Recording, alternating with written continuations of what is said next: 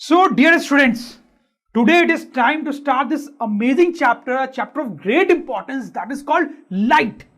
Students, अब light कितना important chapter है, क्या ये भी मुझे आपको बताने की जरूरत है? Obviously no, we all know कि लाइट का हर जगह पे यूज है. अगर लाइट नहीं हो यहां पे तो आप मुझे देख नहीं पाओगे, राइट? तो स्टूडेंट्स, लाइट के बारे में बड़ी इंटरेस्टिंग चीजें, बहुत इंपॉर्टेंट चीजें और बहुत डीप चीजें हम इस चैप्टर में पढ़ेंगे स्टूडेंट्स. अब देखो, आप मुझे ये बताओ स्टूडेंट्स, लाइट हमें किन किन सोर्सेज से मिलती है? बहुत सारे सोर्सेज है, बताएं कुछ, बताएं स्टूडेंट्स. सन से मिलती है लाइट स्टूडेंट्स, और बताएं स्टूडेंट्स. बल्ब से मिलती है स्टूडेंट्स, राइट? और बताएं ट्यूबलाइट से मिलती है, और बताएं स्टूडेंट्स स्टार्स, रात को स्टार्स होते हैं उनसे भी थोड़ी थोड़ी लाइट मिलती है. ऐसे बहुत सारी चीजें हम बोल सकते हैं जिससे हमें लाइट मिलती है. अब देखो स्टूडेंट्स, ये जो चैप्टर है इसको बेसिकली हम दो पार्ट में पढ़ने वाले हैं. दो पार्ट में देखो, reflection of light and refraction of light. तो स्टूडेंट्स, आप इन दोनों टर्म्स को बड़ा ध्यान से देखें. हम इस चैप्टर को दो पार्ट में डिवाइड करके पढ़ेंगे. One is reflection, another is refraction. और कई बार बच्चे बहुत कंफ्यूज हो जाते हैं क्योंकि दोनों टर्म सेम जैसे लगते हैं बट सेम नहीं. आप ध्यान से देखो, थोड़ा सा डिफरेंस है उनकी स्पेलिंग में. This is reflection, this is refraction. You understand students? तो सबसे पहले इस चैप्टर में पढ़ेंगे कि what is reflection of light और उससे रिलेटेड बहुत सारी चीजें, और बाद में हम पढ़ेंगे रिफ्रैक्शन. ठीक है, वो थोड़ा सा एडवांस होता है स्टूडेंट्स. और मैं बता दूं स्टूडेंट्स, आपको बड़ा मजा आने वाला है इस चैप्टर को पढ़ने में, क्योंकि यहां पे हम बहुत सारे प्रैक्टिकल एप्लीकेशंस को भी बहुत डीपली स्टडी करेंगे. जैसे स्टूडेंट्स, रेनबो आपने देखा होगा स्टूडेंट्स. तो इस चैप्टर में आपको एक्सप्लेन करूंगा कैसे रेनबो हमें दिखाई देता है बारिश के बाद. डिटेल में पढ़ेंगे स्टूडेंट्स. जैसे स्टूडेंट्स, ये फोटोग्राफ देखो, ये तो बहुत कॉमन है ना. रोज सुबह उठ के हम मिरर में अपनी इमेज देखते हैं students. That is so important. लड़कियां तो सारे टाइम शायद यही काम ही करती हैं, राइट? तो क्यों हमें मिरर में अपनी इमेज दिखाई देती है? ये बहुत छोटी सी बात है क्योंकि हम रोज यूज करते हैं, बट इसके पीछे क्या फिजिक्स है, ऐसा क्यों हो रहा है students? We will understand here students. फिर students, twinkle twinkle little star, जब आपको बोलना भी नहीं आता था तब से आप ट्विंकल ट्विंकल लिटिल स्टार कर रहे हो स्टूडेंट्स. तो स्टार्स जो होते हैं स्काई में, वो ब्लिंक कर रहे होते हैं, ट्विंकल कर रहे होते हैं. वो क्यों करते हैं ऐसा स्टूडेंट्स? वो आज हम इस चैप्टर में समझेंगे स्टूडेंट्स. फिर आप देखो स्टूडेंट्स, ये फोटोग्राफ देखो, इसमें ये सनराइज या सनसेट का टाइम है और आपको दिख रहा होगा स्काई कैसा रेडिश दिख रहा है. जनरली स्काई ऐसा रेडिश नहीं, ब्लूइश दिखता है स्टूडेंट. तो इसके पीछे क्या फिजिक्स है, ऐसा क्यों हो रहा है, वो हम देखेंगे स्टूडेंट. तो इस तरह की बहुत सारी चीजें मैं आपको बताऊंगा students. So come on, let us start this chapter with full energy. And this part of this chapter, reflection of light. तो स्टूडेंट, सबसे पहले हम यहां पे देखने वाले हैं एक सिंपल सी चीज, that is why we see objects. जैसे स्टूडेंट्स, आप ये एक सिनेरियो ले लो. ये एक रूम है स्टूडेंट्स, आप देख सकते हो यहां पर एक आदमी है और रूम में बहुत सारी चीजें हैं और आदमी उन चीजों को देख रहा है स्टूडेंट्स. ठीक है, तो यहां पे क्वेश्चन ये है कि ये जो आदमी है वो इन सारी चीजों को क्यों देख पा रहा है, कैसे देख पा रहा है students? Why man is able to see all these things? ऐसा क्यों हो रहा है स्टूडेंट्स? तो आपको लगा होगा ये सर क्या फालतू सी बात कर रहे हैं. तो सिंपल सी बात है, ऑब्वियसली वो देख पा रहा है, अपनी आंख से देख पा रहा है. ठीक है, बात बिल्कुल सही है. लेकिन स्टूडेंट्स, यहां पे छोटी सी इंटरेस्टिंग सी फिजिक्स इन्वॉल्व है which you must know before we go ahead in this chapter. आपको मजा आएगा स्टूडेंट्स.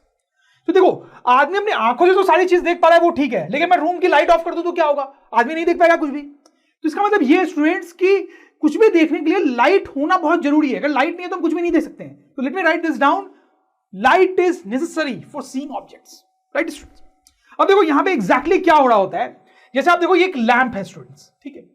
तो ये जो लैंप है इससे ऑब्वियसली बहुत सारी लाइट निकल रही है, लाइट रेज निकल रही है, आप ऐसा सोच सकते हो. ठीक है, डिफरेंट डिफरेंट डायरेक्शन में निकल रही है. अब यहां पर ये आदमी है, वो उसको देख पा रहा है, उस लैंप को देख पा रहा है. तो देखो एक्चुअली में क्या हो रहा है, अगर आप डीपली जाओ तो इससे बहुत सारी लाइट रेज निकल रही है. उसमें से एक लाइट रेज जो है वो निकल के आदमी के आंख तक पहुंच रही है, उसके आदमी के आंख में जा रही है. तो इसलिए आदमी उस लैंप को देख पा रहा है, क्योंकि उस लैंप से निकलने वाली जो रे है वो आदमी के आंख में जा रही है, इसलिए आदमी जो है उस लैंप को देख पा रहा है. आई होप यू अंडरस्टैंड दिस. जैसे मान लो अगर यहां पे कोई दूसरा आदमी है यहां पे, ठीक है, उसकी सिर्फ आंख बनाई है मैंने, तो वो अगर उस लैंप को देख रहा है तो वो भी देख पाएगा. क्यों देख पाएगा? क्योंकि उससे कोई दूसरी जो इधर की तरफ निकल रही है, इधर की तरफ निकल रही है, वो इस आदमी की आंख में जाएगी, तो वो आदमी उसको देख पाएगा. ठीक है, आप समझ रहे हो मेरी बात को?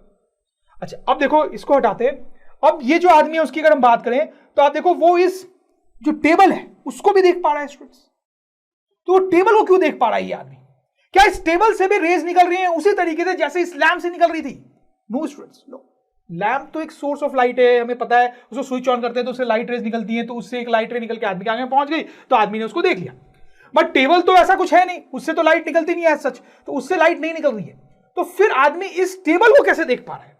देखो स्टूडेंट्स क्या होता है, बड़ा सिंपल है कि इस लैंप से तो बहुत सारी लाइट रेज निकली, उसमें से कुछ लाइट रे इस टेबल पे भी गिरेगी। एक लाइट रे ली मैंने जो इस टेबल पे गिरी, टेबल जो है इस लाइट को रिफ्लेक्ट करेगा, तो वो लाइट रिफ्लेक्ट हुई, रिफ्लेक्ट होके वो आदमी के आंख में गई स्टूडेंट्स, तो आदमी ने इस टेबल को देखा, तो अब ध्यान देंगे स्टूडेंट्स, टेबल से सच लाइट तो नहीं निकल रही है, लेकिन यहां पे अगर मैं दूसरे लाइट के सोर्सेज हैं जैसे कि ये बल्ब, तो उससे निकलने वाली लाइट रे जो है वो टेबल पे गिरी, टेबल ने उसको रिफ्लेक्ट किया तो वो आदमी के आंख में गई, तो आदमी को वो टेबल दिखाई दिया। आई hope you understand this students.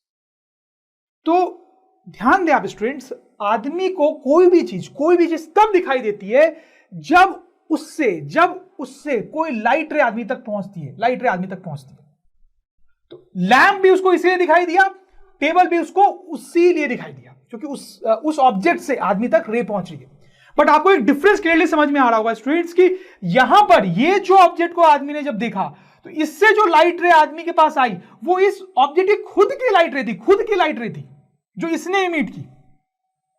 लेकिन जब आदमी ने इस टेबल को देखा तो जो लाइट रे आदमी तक आई है वो टेबल से जरूर आई है, लेकिन वो टेबल की लाइट रे नहीं थी, वो कहीं और से लाइट रे टेबल पे आई थी, उससे रिफ्लेक्ट होकर आदमी की आंख में गई। आई होप यू अंडरस्टैंड दिस। तो ऐसा कुछ होता है स्टूडेंट, जब हम किसी ऑब्जेक्ट को देखते हैं तो उस ऑब्जेक्ट से, जैसे मैं ये मार्कर को देख रहा हूं, क्योंकि स्टूडेंट से मार्कर से लाइट रे मेरे आंख में आ रही है, ठीक है, लेकिन वो मार्कर की खुद की लाइट नहीं है। यहां मेरे स्टूडियो में बहुत सारे लाइट्स लगे हुए हैं, उनकी लाइट रेज इस पे गिर रही है और वो रिफ्लेक्ट होकर मेरे आंख में आ रही है, इसलिए मुझे ये दिखाई दे रहा है students. I hope you understand this. तो इस बात को हम लिख भी सकते हैं स्टूडेंट्स कि we see an object when a light ray from it reaches to our eye, that light ray may be the light of the object itself और it may be a reflected light ray from some another source. समझ रहे मेरी बात को students?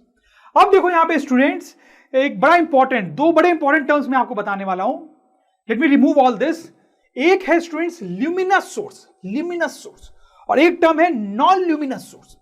देखो students क्या होता है कि ये जो लैंप है यहां पे वो ल्यूमिनस सोर्स कहलाएगा और ये जो टेबल है वो non luminous source of light कहलाएगा।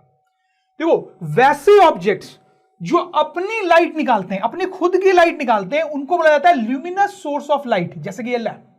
लेकिन वैसे ऑब्जेक्ट जिनसे लाइट निकल तो रही है सच, लेकिन वो उनकी खुद की लाइट नहीं है, कहीं और से आई है, चोरी की लाइट है सॉर्ट ऑफ, तो उनको बोलते हैं non luminous source of light. समझ रहे हो मेरी बात को?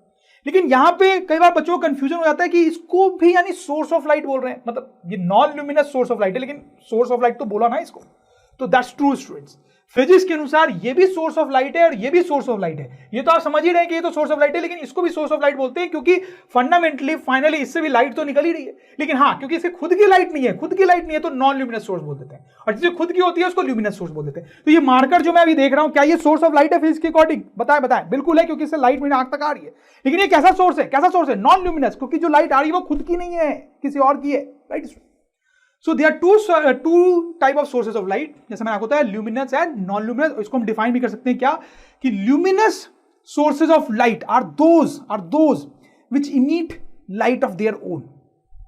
Non-luminous sources of light are those which reflect light from some another source of light. तो स्टूडेंट्स आपको ल्यूमिनस और non luminous source of light समझ में आया। और इसका मैं एक और बड़ा क्लासिक और इंपॉर्टेंट एग्जांपल आपको देता हूं। जैसे स्टूडेंट्स आप सोचो, let us remove all this. तो स्टूडेंट्स वहां पे सन है और ये है अर्थ, और स्टूडेंट्स ये मून है, ठीक है, जो अर्थ के राउंड राउंड घूमता है, ठीक है। तो यहां पे आप मान लो कि मून है, ठीक है। अब देखो स्टूडेंट्स क्या होता है कि आप सन को देखते हो और सन आपको दिखाई देता है। क्यों दिखाई देता है स्टूडेंट्स? अब आप बता सकते हो सन हमें क्यों दिखाई देता है जब अर्थ से हम सन को देखते हैं? क्योंकि सन से लाइट रे निकल रही है स्टूडेंट्स, वो लाइट रे सन से निकल के अर्थ तक आ रही है। तो जब वो अर्थ तक आती है तो हमारे आंखों में जाती है, तो इसलिए हमें सन दिखाई देता है स्टूडेंट्स। समझ में आ रही मेरी बात आपको? अच्छा, लेकिन हमें मून भी दिखाई देता है स्टूडेंट्स। ये मून क्यों दिखाई देता है? Can you tell me this? तो देखो यहां पे स्टूडेंट्स क्या होता है, शायद आपको पता ही हो कि सन से लाइट मून पर भी जा रही है, और मून क्या करता है, उसमें से कुछ लाइट रिफ्लेक्ट कर देता है अर्थ की तरफ, इस तरीके से। ये लाइट जब हमारे आंखों में जाती है तो हमें मून दिखाई देता है। समझ में आई मेरी बात आपको स्टूडेंट्स? राइट। अब मुझे बताओ, क्या आप सन को सोर्स ऑफ लाइट बोलोगे? बिल्कुल बोलोगे। क्या आप मून को भी सोर्स ऑफ लाइट बोलोगे? बिल्कुल बोलोगे स्टूडेंट्स। क्यों? क्योंकि मून से भी लाइट आप तक आई ना, तो moon will also be called source of light. लेकिन डिफरेंस क्या है स्टूडेंट? सन को कैसा सोर्स ऑफ लाइट बोलोगे? ल्यूमिनस। एंड मून को कैसा सोर्स ऑफ लाइट बोलोगे? Non luminous source of light, right students? तो आपको बात समझ में आई क्या है ल्यूमिनस सोर्स और क्या है नॉन ल्यूमिनस सोर्स, और कैसे हम ऑब्जेक्ट्स को देख पाते हैं। लाइट के बारे में और बहुत सारी चीजें हमने लोअर क्लासेस में पढ़ी है, थोड़ा सा उसको रिकॉल कर सकते हैं। पहला पॉइंट ये कि light is a form of energy. Light is a form of energy. कोई खास बात नहीं है, सिंपल सी बात है। जैसे आपने पढ़ाई होगा लोअर क्लासेस में कि एनर्जी बहुत तरीके की होती है, जैसे साउंड एनर्जी, केमिकल एनर्जी, ठीक है, विंड एनर्जी, तो बहुत तरह की एनर्जी होती है। वैसे भी लाइट एक तरीके की एनर्जी है। दूसरा, आपने डेफिनेटली ऐसा पढ़ा होगा कि light travels in straight line. Light travels in straight line. Light जो होती है वो सीधी ट्रैवल करती है, स्ट्रेट लाइन में ट्रैवल करती है, ऐसे घूमते घूमते ट्रैवल नहीं करती है, ठीक। तीसरा, light can form shadows. Light can form shadows. Shadows आपको पता ही क्या होता है, लाइट शैडोज बना सकती है। जैसे कि इस इमेज में आप देख सकते हैं कि इस आदमी की शैडो बन रही है यहां पे, ठीक है।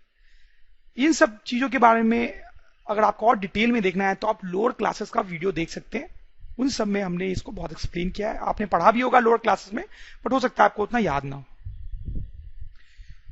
रिफ्लेक्शन ऑफ लाइट, तो अब हम देखेंगे लाइट एक्चुअली में रिफ्लेक्ट होती कैसे है, ठीक।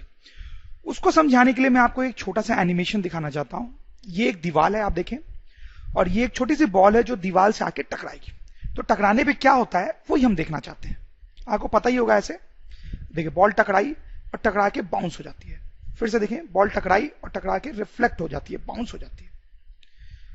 तो जिस तरह से बॉल वॉल से टकराने के बाद बाउंस हो जाती है, उसी तरह से अगर कोई लाइट रे आती है, कोई लाइट रे आ रही है, मतलब यहां पे सपोज कोई बल्ब है या सन है जिससे लाइट रे इधर की तरफ आ रही है, तो ये लाइट रे जब दीवार से आके टकराती है तो ये भी उसी तरह से बॉल की तरह से बाउंस हो जाती है। तो ये जो प्रोसेस होता है लाइट के टकरा के वापस आने का, उसको हम बोलते हैं reflection of light. Reflection of light, समझ रहे हो मेरी बात? बहुत सिंपल सी बात है। इसमें अब देखिए क्या होता है कि सपोज करो बहुत सारी लाइट रेज आ रही है, बहुत सारी लाइट रेज आ रही है और इस दीवार से टकरा रही है। रिफ्लेक्शन ऑफ लाइट, तो हम देखेंगे लाइट कैसे रिफ्लेक्ट होती है। वो समझाने के लिए आपको मैं एक एनिमेशन आपको दिखाना चाहता हूं। आप देखिए, यहां पे एक वॉल है और एक छोटी सी बॉल है जो आके इस वॉल से टकराएगी। तो क्या होगा, लेट्स हैव अ लुक। देखिए, यहां बॉल टकराती है और फिर बाउंस हो जाती है। फिर से एक बार देखें, बॉल टकराती है और बाउंस हो जाती है। तो जिस तरह से ये बॉल आके टकरा के बाउंस होती है, वैसा ही कुछ लाइट रे के साथ भी होता है। सपोज करो आप कोई लाइट रे यहां से आती है, लाइट रे आ कैसे रही होगी, यहां पे कोई बल्ब होगा या सन होगा, कुछ होगा, जैसे मान लो ऐसे कोई बल्ब है, ठीक, उससे कोई लाइट रे आती है, ये लाइट रे आके दीवार से टकराती है। तो जिस तरह से वो बॉल बाउंस हुई थी ना, उसी तरीके से ये लाइट रे भी बाउंस होती है। इसी प्रोसेस को हम बोलते हैं रिफ्लेक्शन ऑफ लाइट। इसी प्रोसेस को बोलते हैं रिफ्लेक्शन ऑफ लाइट। अब देखिए, यहां पे थोड़ा हम और डिटेल में जाएं। क्या होता है कि इस बल्ब से एक लाइट रे तो आ नहीं रही होगी, बहुत सारी लाइट रेज आ रही होंगी जो इस दीवार को हिट कर रही होंगी। इस तरीके से बहुत सारी लाइट रेज आ रही होंगी। मैंने 3 लाइट रेज बनाई है, ठीक है। तो क्या होता है, जब बहुत सारी लाइट रेज इस दीवार को टकराती हैं, तो कुछ लाइट रे जो है वो तो टकरा के ऐसे बाउंस हो जाती है, जैसे मैंने आपको बताया। लेकिन कुछ लाइट रे बाउंस नहीं होती है, दीवार उनको एब्जॉर्ब कर लेता है, एब्जॉर्ब, ठीक है। तो जैसे ऊपर वाली लाइट रे को सपोज को दीवार ने एब्जॉर्ब कर लिया, और नीचे वाली जो दोनों लाइट रेज थी उसको दीवार ने क्या कर दिया, रिफ्लेक्ट, ठीक। तो कहने का मतलब है कि जब किसी सरफेस पे लाइट रेज आती हैं तो कुछ रिफ्लेक्ट हो जाती हैं और कुछ एब्जॉर्ब हो जाती हैं। उसमें क्या होता है कि कुछ सरफेसेस बहुत शाइनी होते हैं, शाइनी या स्मूथ टाइप के होते हैं, और कुछ सरफेसेस जो होते हैं वो डल होते हैं या फिर बहुत रफ टाइप के होते हैं। तो अगर ये वॉल की सरफेस बहुत चमकीली और स्मूथ टाइप की होगी, तो ये वॉल जो है ज्यादातर लाइट को रिफ्लेक्ट करेगा, ज्यादातर लाइट को रिफ्लेक्ट करेगा, रिफ्लेक्ट्स मोर लाइट। अब ध्यान से सुने जरा, धीरे धीरे आपको समझ में आएगा। और अगर ये वॉल की सरफेस डल टाइप की हुई, रफ टाइप की हुई, तो ये ज्यादा लाइट को रिफ्लेक्ट नहीं करेगा, ज्यादा लाइट को एब्जॉर्ब कर लेगा, रिफ्लेक्ट्स लेस लाइट। जैसे आपके लिए मैंने यहां पे 4 सरफेसेस दिखा रखे हैं। आप देखो ये जो सरफेस है ये बहुत ही ज्यादा स्मूथ है, बहुत स्मूथ है, आपको दिख रहा होगा साफ साफ, बहुत चिकना टाइप का है। ये थोड़ा कम स्मूथ है, ये थोड़ा रफ है, और ये बहुत ही ज्यादा रफ है, दिख रहा होगा आपको। तो इसमें क्या होगा कि जब इस सरफेस पे कोई लाइट रे आएगी और हिट करेगी, इस पे अगर बहुत सारी लाइट रे आके हिट करती है, तो इससे ज्यादा कर लाइट रेस क्या हो जाएंगी, रिफ्लेक्ट हो जाएंगी, रिफ्लेक्ट, ठीक है, क्योंकि ये बहुत ज्यादा स्मूथ है, इससे ज्यादा कर लाइट रिफ्लेक्ट हो जाएगी। ये थोड़ा कम स्मूथ है तो इससे कम लाइट रेज रिफ्लेक्ट होंगी, ये रफ है तो इससे और कम लाइट रेज रिफ्लेक्ट होंगी, और ये बहुत ही ज्यादा रफ है तो इस पे जब लाइट रेज आके टकराएंगी, इस पे अगर लाइट रेज आके टकराएंगी तो बहुत ही कम लाइट रेज रिफ्लेक्ट होंगी। यही मैं आपको बताना चाह रहा हूं। जैसे इस सरफेस को देखो, ये सिल्वर मेटल है एक्चुअली, सिल्वर का एक पॉलिश सरफेस हो सकता है ये, या फिर अल्युमिनियम मेटल का पॉलिश सरफेस हो सकता है, आपने देखा होगा। ये बहुत शाइनी टाइप का होता है। इसकी ऐसी प्रॉपर्टी होती है कि इस पे ज्यादा कर जो लाइट आती है वो रिफ्लेक्ट हो जाती है, इसलिए पॉलिश्ड सिल्वर या अल्युमिनियम जो होता है वो बहुत अच्छा रिफ्लेक्टर होता है, very good reflector, very good reflector of light. अब देखो जैसे घरों में ये मिरर होता है जिसमें हम रोज सुबह सुबह अपनी शक्ल देखते हैं, इसको प्लेन मिरर बोलते हैं, आपको पता ही होगा इतना तो, प्लेन मिरर।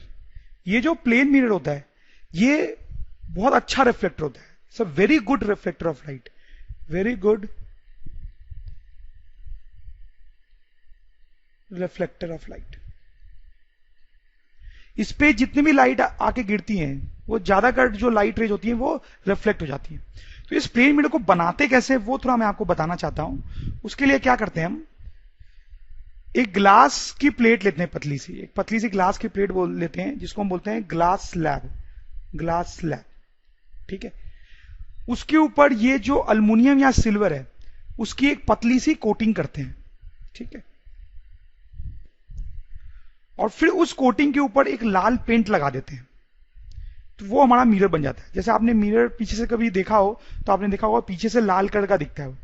तो बेसिकली क्या होता है, जैसे मैंने आपको बताया कि ग्लास का एक स्लैब होता है, उसके पीछे ये हम सिल्वर या अल्युमिनियम की कोटिंग कर देते हैं और उसके ऊपर रेड रंग का पेंट लगा देते हैं। रेड रंग के पेंट लगाने का मकसद ये होता है कि ये जो सिल्वर की कोटिंग है इसके ऊपर वो खराब ना हो, उसको प्रोटेक्ट करने के लिए। तो ये जो प्लेन मिरर होता है उसके बारे में अब हम चैप्टर में डिटेल में पढ़ने वाले हैं। तो प्लेन मिरर दिखता कैसा है, कैसे बनाते हैं, वो तो मैंने आपको बता ही दिया है, बट आगे जब हम इस चैप्टर में बढ़ेंगे तो प्लेन मिरर को हम एक पर्टिकुलर डायग्राम से रिप्रेजेंट करेंगे। वो डायग्राम कुछ इस तरीके का होता है, आप देख लें।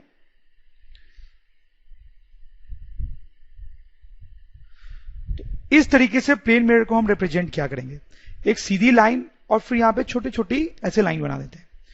तो ये जो पार्ट है, ये इधर वाला, वो मिरर का फ्रंट वाला पार्ट है, फ्रंट वाला पार्ट, यानी ये वाला पार्ट जो हमें दिख रहा है यहां पे, फ्रंट वाला पार्ट। और ये जो साइड है मिरर की, वो पीछे वाला पार्ट है मिरर का, जो ऑरेंज कलर का या रेड कलर का दिखता है, ठीक है। तो ये जो पार्ट होता है उसको हम बोलते हैं reflecting surface of the mirror, इसको फ्रंट पार्ट को reflecting surface of the mirror, ठीक है। क्योंकि इस पार्ट पे अगर कोई भी लाइट रे आके हिट करती है तो वो लाइट रे क्या होगी, रिफ्लेक्ट होगी। लेकिन पीछे वाले सरफेस पर अगर कोई लाइट रे आके टकराएगी तो वो रिफ्लेक्ट नहीं होगी। Terms related to reflection of light. तो जैसे देखें आप, ये प्लेन मिरर है, जैसे कि मैंने आपको बताया, एक लाइट रे आती है और फिर रिफ्लेक्ट होकर चली जाती है। तो ये जो सिचुएशन होती है, यहां पे हम कुछ टर्म्स डिफाइन करते हैं जिससे आगे हमें लाइट के बारे में पढ़ना आसान हो जाता है। तो देखें, सबसे पहला टर्म मैं डिफाइन कर रहा हूं, बहुत आसान होते हैं टर्म्स, आपको ऑलरेडी आते भी होंगे। सबसे पहला टर्म मैं यहां पे डिफाइन कर रहा हूं, इंसिडेंट रे। इंसिडेंट रे नाम से ही क्लियर है कि क्या मतलब होता होगा इंसिडेंट रे का, क्या लगता है आपको? ये जो लाइट रे मिरर को आके हिट करती है, इसी को हम इंसिडेंट रे बोलते हैं, उसी को हम इंसिडेंट रे बोलते हैं। Very simple. तो इंसिडेंट रे को हम कैसे डिफाइन कर सकते हैं? A ray of light falling on mirror surface, simple. दूसरा टर्म जो हम यहां पे डिफाइन करने वाले हैं, that is called reflected light, reflected ray, reflected ray. Reflected ray क्या होता है ये भी आप समझ रहे होंगे। ये जो लाइट रे रिफ्लेक्ट होती है मिरर से टकरा के, इसको बोलते हैं रिफ्लेक्टेड रे, रिफ्लेक्टेड रे। तो रिफ्लेक्टेड रे को कैसे डिफाइन किया जा सकता है? A ray of light send back by mirror. ठीक है, तो मिरर से वापस जो लाइट रे आती है उसको हम क्या बोलते हैं? Reflected ray. तीसरा पॉइंट जो हम यहां पे डिफाइन करेंगे that is called point of incidence. ये भी बहुत सिंपल पॉइंट है। पॉइंट ऑफ इंसिडेंस क्या होता है? ये जो पॉइंट है, ये जो पॉइंट जहां पे इंसिडेंट लाके गिरती है और जहां से रिफ्लेक्टेड रे स्टार्ट होती है, इसी को बोलते हैं point of incidence. This is point of incidence. तो पॉइंट ऑफ इंसिडेंस को डिफाइन कर सकते हैं a point on mirror, a point on mirror where incident ray falls, where incident ray falls. सही है। नेक्स्ट टर्म जो हम डिफाइन करने वाले हैं वो बड़ा इंपॉर्टेंट टर्म है, दैट इज कॉल्ड नॉर्मल। उसका नाम होता है नॉर्मल। नॉर्मल क्या होता है एक्चुअली? देखो मैं आपको बताता हूं। ये लाइन ड्रॉ कर रहा हूं मैं, कैसे आप देखना। ये जो डॉटेड लाइन मैंने बनाई है ना, इसको बोलते हैं नॉर्मल। इसकी प्रॉपर्टी ये है कि ये मिरर को पॉइंट ऑफ इंसिडेंस में मीट करती है, मिरर को पॉइंट ऑफ इंसिडेंस में मीट करती है और मिरर के साथ ये 90 डिग्री का एंगल बनाती है, मिरर के साथ 90 डिग्री का एंगल बनाती है। तो नॉर्मल किसको बोलेंगे हम? तो हम बोल सकते हैं normal is a line perpendicular to mirror, perpendicular to mirror drawn at point of incidence, drawn at point of incidence। सही है। पॉइंट ऑफ इंसिडेंस से इसको बनाया जाता है और मिरर के ये परपेंडिकुलर होती है। ठीक है, और भी कुछ टर्म्स होते हैं, लेट्स हैव अ लुक। जो नेक्स्ट टर्म है that is called angle of incidence, angle of incidence. Angle of incidence क्या होता है? आप देखो बहुत सिंपल सी बात है। ये इंसिडेंट रे है हमारी और ये जो है वो नॉर्मल है। इन दोनों के बीच में यहां पे जो एंगल बन रहा है ना, इन दोनों के बीच में ये जो एंगल बन रहा है इसी को बोलते हैं एंगल ऑफ इंसिडेंस। और इसको जनरली सिंबल आई से डिनोट किया जाता है, आई फॉर इंसिडेंस। तो इसको बोलते हैं एंगल ऑफ इंसिडेंस। तो एंगल ऑफ इंसिडेंस को कैसे डिफाइन कर सकते हैं हम? Angle between incident ray and normal. सही बात है। नेक्स्ट जो टर्म है वो भी आप समझ ही गए होंगे, that is the last term, that is called angle of reflection. Angle of reflection. Angle of reflection क्या होता है? It's very clear. ये जो एंगल है नॉर्मल और रिफ्लेक्टेड रे के बीच में, उसको बोलते हैं एंगल ऑफ रिफ्लेक्शन। इसको सिंबल आर से डिनोट करते हैं। तो एंगल ऑफ रिफ्लेक्शन को क्या लिख सकते हैं? Angle between reflected ray and normal. तो स्टूडेंट्स अब हम यहां पे देखेंगे laws of reflection of light. तो स्टूडेंट्स जब लाइट रिफ्लेक्ट होती है तो बेसिकली दो लॉज को फॉलो करती है। तो वो दोनों लॉज क्या है वो हम यहां पर देखना चाहते हैं स्टूडेंट। बहुत आसान है, आपको समझ में आ जाएगा। तो अब इमेजिन करो स्टूडेंट्स कि यहां पर एक प्लेन मिरर है, राइट। इस पे एक लाइट रे जो है वो इंसिडेंट होती है। अब इसके ऊपर एक नॉर्मल बना लेते हैं स्टूडेंट्स, नॉर्मल, ठीक है। अब ये लाइट रे रिफ्लेक्ट हो रही है इस तरीके से, फाइन स्टूडेंट्स। तो अब देखो यहां पर जो रिफ्लेक्शन हो रहा है यहां पे दो लॉज फॉलो होते हैं। कौन से लॉज होते हैं वही हम यहां पे स्टूडेंट्स देखना चाहते हैं। तो let me right this down. First law of reflection, first law of reflection. तो पहला कौन सा लॉ है जो यहां पे फॉलो होता है? तो स्टूडेंट्स पहला लॉ बहुत ही सिंपल है। वो ये बोलता है कि इंसिडेंट रे, एग्जाम में अगर आप लिखेंगे तो पूरा लिखेंगे इंसिडेंट रे, तो शॉर्ट में नहीं लिखेंगे। नॉर्मल, नॉर्मल को भी पूरा लिखेंगे। And reflected ray all lie in same plane. ये हमारा फर्स्ट लॉ ऑफ रिफ्लेक्शन है कि ये जो तीनों चीजें हैं स्टूडेंट्स वो एक ही प्लेन में लाई करती हैं स्टूडेंट्स। तो अभी आप ये मेरा वीडियो जो है वो अपने कंप्यूटर स्क्रीन पे शायद देख रहे होंगे। तो ये तीनों चीजें जो है वो आपके कंप्यूटर स्क्रीन के प्लेन में है, कंप्यूटर स्क्रीन के प्लेन में है स्टूडेंट्स।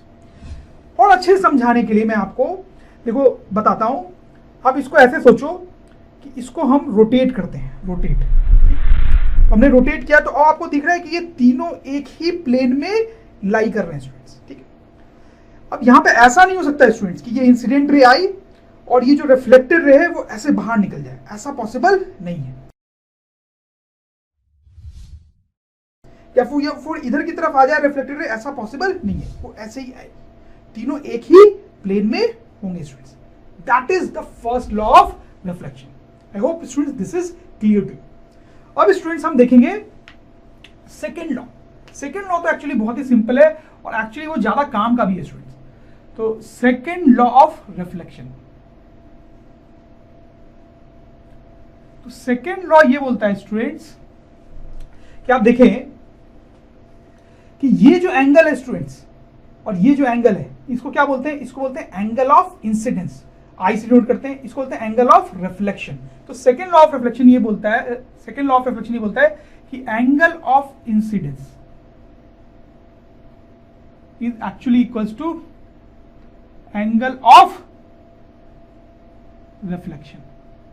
कहने का मतलब है स्टूडेंट्स कि हम शॉर्ट में से सकते हैं कि angle I is equals to angle R, दोनों एंगल जो है वो बराबर होते हैं। That is the second law of reflection.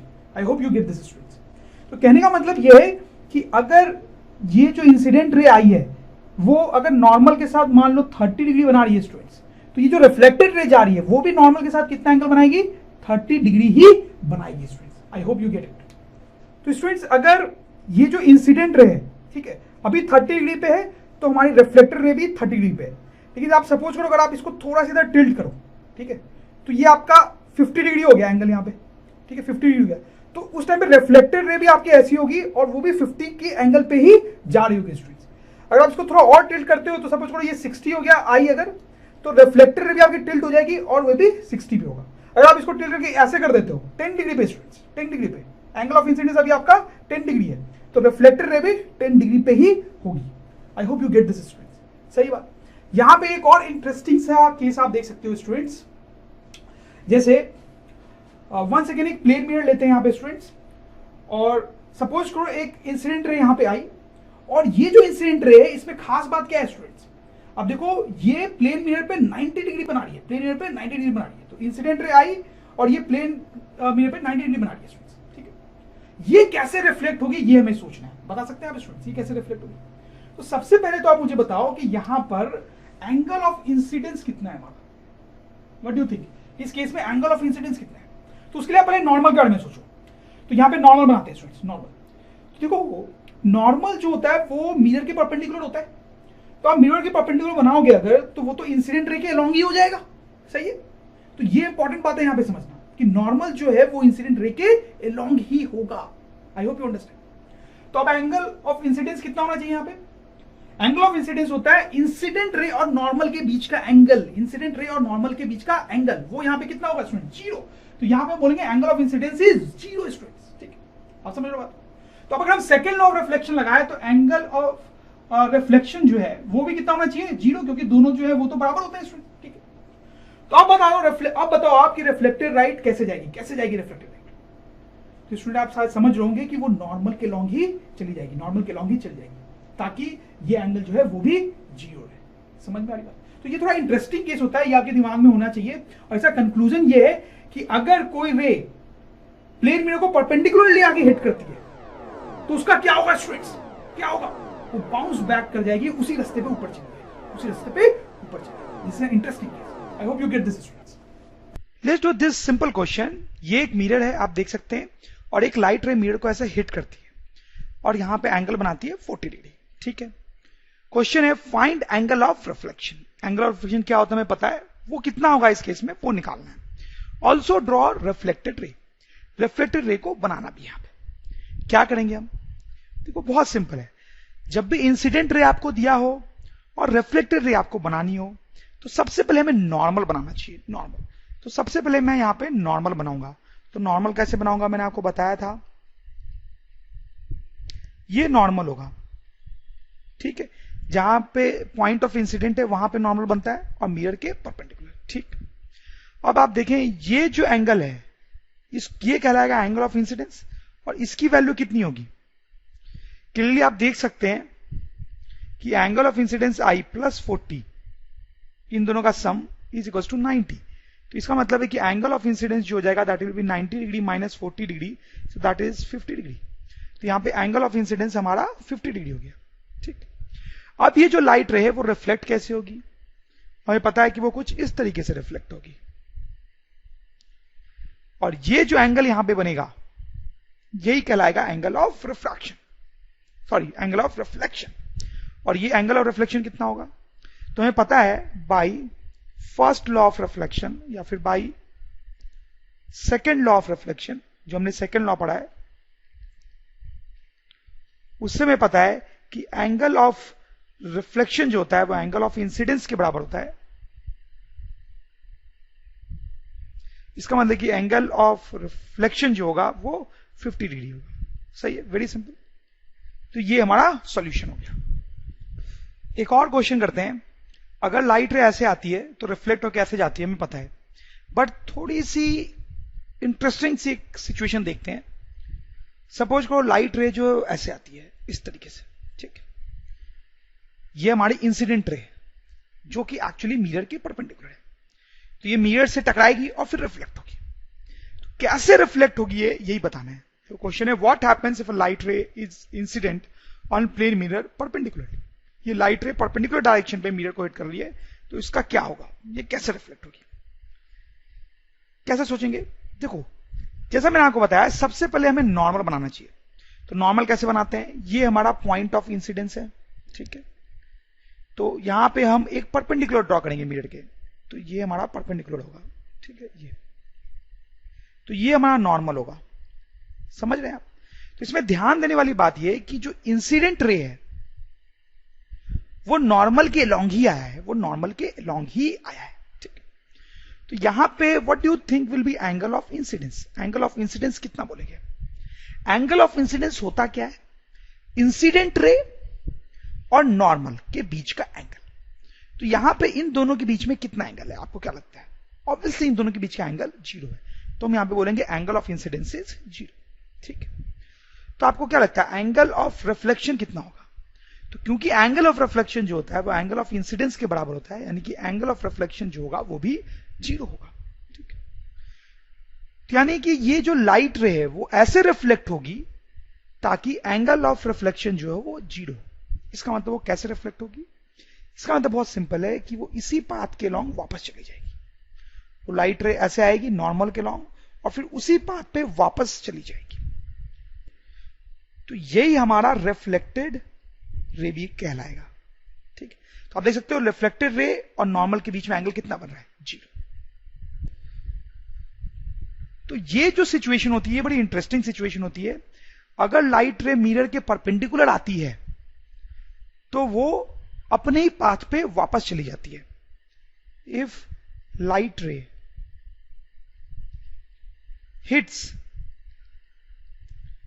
Mirror perpendicular to surface, it is reflected back along the same path, along the same path। और इस case में हम बोल सकते हैं कि एंगल ऑफ इंसिडेंस और एंगल ऑफ रिफ्लेक्शन जो है दोनों 0 के बराबर होते हैं। रेगुलर एंड डिफ्यूज रिफ्लेक्शन, तो देखो क्या मतलब होता है इसका, बहुत ही सिंपल सी चीज है। जैसे आप सपोज करो यहां पे हमारे पास एक स्मूथ सरफेस है, कोई फ्लैट स्मूथ सरफेस है, जैसे कि प्लेन मिरर या कोई और भी स्मूथ सरफेस हो सकता है। और यहां पे जो हमारे पास सरफेस है ये बहुत ही रफ है, आप देख सकते हो बिल्कुल ही गड्ढे वड्ढे हैं उसमें, बहुत ही रफ टाइप का सरफेस है, ओके।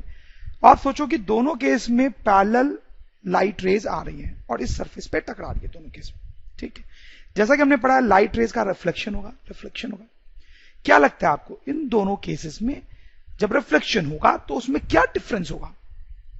देखो मैं आपको बताता हूं।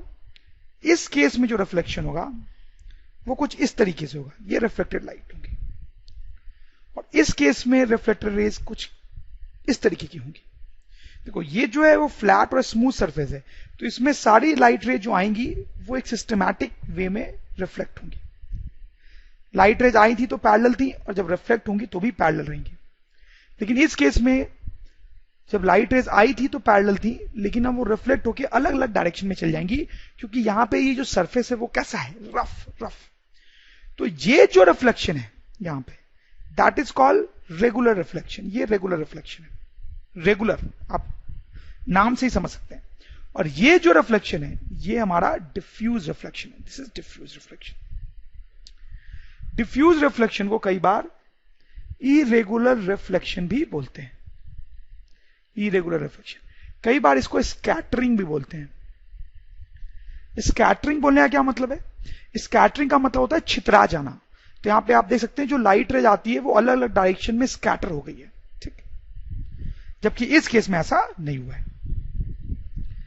जैसे अगर मैं आपसे बोलूं कि ये सरफेस जो कि स्मूथ है और यहां पे ये सरफेस जो कि क्लियरली रफ है, तो इन दोनों में कैसा रिफ्लेक्शन होगा? तो क्लियरली आप समझ जाएंगे, क्या समझ जाएंगे कि इसमें रेगुलर रिफ्लेक्शन होगा, राइट। इसमें रेगुलर रिफ्लेक्शन होगा और इसमें कैसा रिफ्लेक्शन होगा? इसमें डिफ्यूज या इरेगुलर रिफ्लेक्शन होगा। एक चीज और आप यहां पे देख सकते हैं, कुछ लोगों को ऐसा लगता है कि यहां पे बहुत ही गंदा सा रिफ्लेक्शन हुआ है, तो जो लॉ ऑफ रिफ्लेक्शन होता है, मतलब ये वाला लॉ कि angle of incidence equals to angle of reflection, ये जो लॉ ऑफ रिफ्लेक्शन होता है, तो कुछ लोगों को लगता है कि इस केस में तो ये लॉ वैलिड है, लेकिन इस केस में ये जो लॉ है वो वैलिड नहीं है। तो मैं आपको बताना चाहता हूं कि ऐसा बिल्कुल भी नहीं है। ये जो लॉ ऑफ रिफ्लेक्शन है वो हमेशा वैलिड होता है, and this is valid even in diffuse reflection. ये जो डिफ्यूज रिफ्लेक्शन हो रहा है इसमें भी एंगल ऑफ इंसिडेंस और एंगल ऑफ रिफ्लेक्शन सेम होता है, इसमें भी लॉ ऑफ रिफ्लेक्शन वैलिड होता है। देखिए थोड़ा सा समझना इसको, हालांकि डिफिकल्ट हो सकता है।